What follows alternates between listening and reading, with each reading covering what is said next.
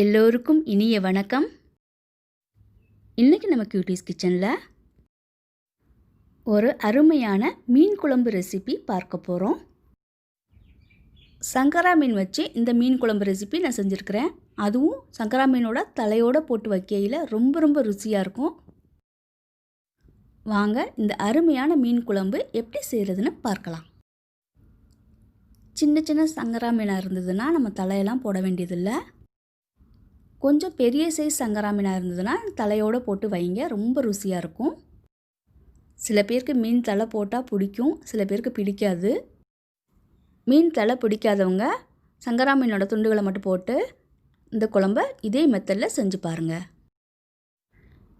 மீன் குழம்பு வச்சாவே மாங்காய் போட்டு வச்சாதான் ரொம்ப அருமையாக இருக்கும். அதுவும் சங்கரா மீன் குழம்புல மாங்காய் போட்டு வச்சோன்னா தனி ருசி. இப்போ இந்த மீன் குழம்புக்கு தேவையான பொருளெல்லாம் எடுத்து வச்சுக்கலாம். மாங்காய் ஒரு பாதி மாங்காய் எடுத்து வச்சுருக்கேன். இது ரொம்ப பெரிய சைஸாக இருக்கிறதுனால நான் பாதி மாங்காய் எடுத்துருக்கிறேன். ஒரு தக்காளி, 7லேருந்து 10 வரைக்கும் சின்ன வெங்காயம் எடுத்துக்கலாம். அதை தோல் உரிச்சிட்டு இந்த மாதிரி நீல வாக்கில் கட் பண்ணி எடுத்து வச்சுக்கோங்க.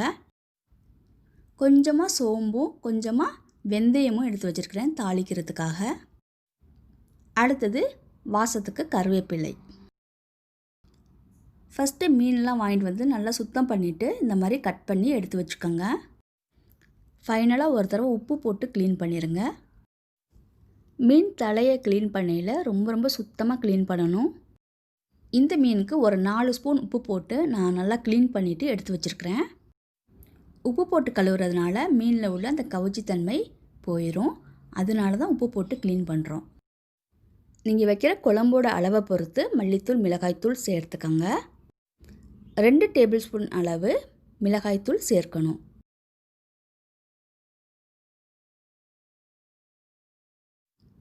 ரொம்ப காரமான மிளகாய்த்தூளாக இருந்ததுன்னா 1.5 டேபிள் ஸ்பூன் அளவு சேர்த்தா போதும். உப்பு நீங்கள் குழம்பெல்லாம் கரைச்சதுக்கப்புறம் ஃபைனலாக போட்டுக்கோங்க. எனக்கு நான் வைக்கிற குழம்போட அளவு தெரியுங்கிறதுனால நான் 1 டேபிள் ஸ்பூன் அளவு உப்பு சேர்த்துருக்குறேன். நீங்கள் ஃபைனலாக குழம்பெல்லாம் கரைச்சதுக்கப்புறம் உப்பு பார்த்துட்டு சேர்த்துக்கோங்க. அடுத்ததாக ஒரு சின்ன எலுமிச்சம்பழம் அளவு புளி எடுத்துருக்கிறேன். அதில் தேவையான அளவு தண்ணீர் ஊற்றி நல்லா கரைச்சிட்டு அந்த புளி கரைசலை நம்ம இந்த மிளகாய்த்தூள் மல்லித்தூள் போட்டு வச்சுருக்கோம்ல பவுலை அதில் சேர்த்துக்கலாம். நீங்கள் புளியை வடிகட்டிட்டு கூட ஊற்றிக்கலாம், இல்லை நீங்கள் இதை மாதிரி கூட வடிகட்டிக்கலாம். அடுத்ததாக நம்ம சுத்தம் பண்ணி எடுத்து வச்சுருக்கிற மீன் துண்டுகளை இந்த குழம்பு கரைசலோட ஆட் பண்ணிக்கலாம். இதை அப்படியே போட்டு கொதிக்க விட்டுறக்கூடாது.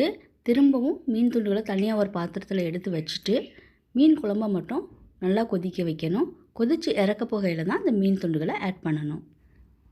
அப்படியே போட்டு கொதிக்க விட்டோம்னா மீன் கரைஞ்சிரும். இப்போ மீன் குழம்பு செய்ய ஆரம்பிக்கலாம். ஒரு குக்கிங் பேனை ஹீட் பண்ணி அதில் தாளிக்கிறதுக்கு தேவையான அளவு நல்லெண்ணெய் சேர்த்துருக்கிறேன்.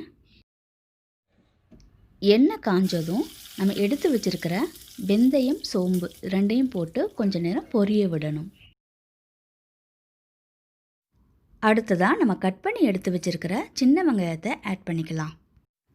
சின்ன வெங்காயம் ரொம்ப வதங்கணும்னு அவசியம் இல்லை, லேசாக வதங்கினா போதும். அடுத்ததாக கொஞ்சமாக கறிவேப்பிலை சேர்த்து வதக்கிக்கலாம்.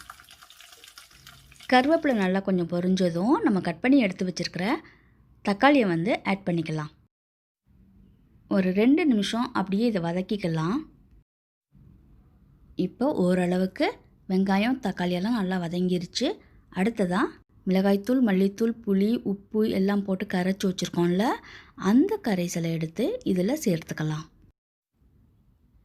குழம்பு கரைசலை ஊற்றையில் அதில் உள்ள மீன்லாம் நம்ம எடுத்து தனியாக ஒரு பாத்திரத்தில் வச்சுட்டு இந்த குழம்பு கரைசலை மட்டும் ஊற்றி கொதிக்க விடணும்.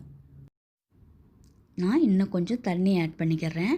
அப்போ தான் நம்மளுக்கு வத்தி வரையில் ரொம்ப திக்காகவும் இல்லாமல் ரொம்ப தண்ணியாகவும் இல்லாமல் மீடியமாக கிடைக்கும். இது அப்படியே நல்லா கொதிக்க விடலாம். 7லேருந்து 10 நிமிஷம் வரைக்கும் அடுப்பை மீடியம் ஃப்ளேமில் வச்சுட்டு குழம்பை நல்லா கொதிக்க விடணும். ஒரு 10 மினிட்ஸ் கழித்து நம்ம எடுத்து வச்சுருக்கிற மீன் துண்டுகளை ஆட் பண்ணிக்கலாம். சங்கரா மீனை நம்ம கொஞ்சம் முன்னாடி கூட நம்ம ஆட் பண்ணலாம். அவ்வளோ சீக்கிரத்தில் அந்த மீன் கரைஞ்சிராது. அதுவும் சங்கரா மீன் தலையும் சேர்த்து செய்கிறதுனால நாம் கொஞ்சம் முன்னாடி கூட ஆட் பண்ணிக்கலாம். அப்போ நல்லா உப்பெல்லாம் சார்ந்து நல்லாயிருக்கும். நம்ம தாளிக்கையில் ஊற்றின எண்ணெய் வந்து லைட்டாக பிரிஞ்சு வருது பாருங்கள் மேலே. இந்த மாதிரி ஸ்டேஜ் வரையில் நம்ம எடுத்து வச்சுருக்கிற மீன் துண்டுகளை ஆட் பண்ணிக்கணும். குழம்பு வந்து ஓரளவுக்கு திக்காயிடுச்சு. இந்த திக்னஸ் இருக்கையிலேயே நம்ம மீனை வந்து ஆட் பண்ணிக்கலாம். இது கொஞ்சம் பெரிய சைஸ் மீனுங்கிறதுனால நான் கொஞ்சம் முன்னாடியே ஆட் பண்ணிக்கிறேன். மீன் போட்டதுக்கப்புறம் நல்லா கொதிக்க விடணும். ஒரு 3 நிமிஷத்துலேருந்து 5 நிமிஷம் வரைக்கும் நல்லா கொதிக்க விடணும். ஒரு 5 நிமிஷமாவது கொதிச்சாதான் நல்லா உப்பெல்லாம் சாரும். ஏன்னா இது பெரிய சைஸ் மீன்.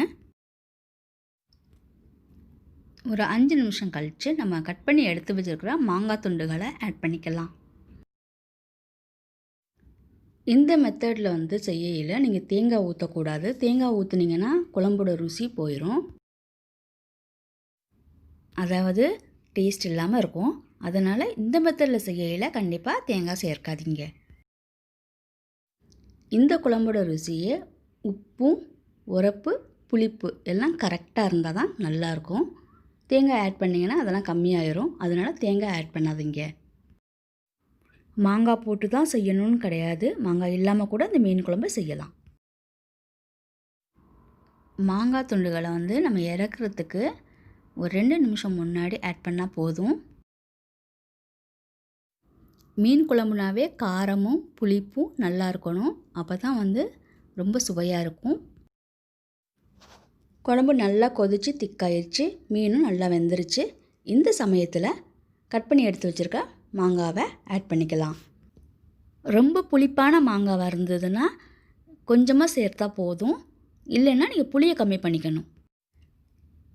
ரொம்ப எளிய முறையில் இந்த மீன் குழம்பு ரெசிப்பியை நான் செஞ்சு காட்டியிருக்கேன். நீங்களும் உங்கள் வீட்டில் செஞ்சு பார்த்துட்டு எப்படி இருக்குங்கிறத கமெண்டில் சொல்லுங்கள். மாங்காவை ஆட் பண்ணதுக்கப்புறம் ஒரு நிமிஷம் நல்லா கொதிக்கட்டும். அதுக்கப்புறம் ஸ்டவ் ஆஃப் பண்ணிடலாம். அருமையான சுவையில் மீன் குழம்பு ரெடி ஆயிருச்சு. இந்த மீன் குழம்பு என்னோட கிராண்ட்மா எனக்கு சொல்லிக் கொடுத்த மெத்தட். இந்த முறையில் செய்யுங்க. வில்லேஜ் ஸ்டைலில் ட்ரெடிஷ்னலாக சூப்பராக இருக்கும். இந்த மீன் குழம்புக்கு நம்ம சூடாக ரைஸ் வச்சுட்டு சாப்பிட்லாம். இல்லை இட்லியில் கூட ஊற்றி சாப்பிட்லாம். இந்த வீடியோ உங்களுக்கு பிடிச்சிருந்துச்சுன்னா லைக் பண்ணுங்கள், ஷேர் பண்ணுங்கள். சப்ஸ்கிரைப் பண்ணாதவங்க சப்ஸ்கிரைப் பண்ணிக்கோங்க. பக்கத்தில் உள்ள பெல் ஐக்கானையும் மறக்காமல் கிளிக் பண்ணி ஆளுங்கிற ஆப்ஷனை கிளிக் பண்ணிடுங்க. இந்த ரெசிப்பியை உங்கள் வீட்டில் செஞ்சு பார்த்துட்டு எப்படி வந்திருக்குங்கிறத கமெண்ட் செக்ஷனில் எழுதுங்க. மீண்டும் ஒரு அருமையான ரெசிபியோட அடுத்த வீடியோவில் சந்திக்கிறேன். நன்றி, வணக்கம்.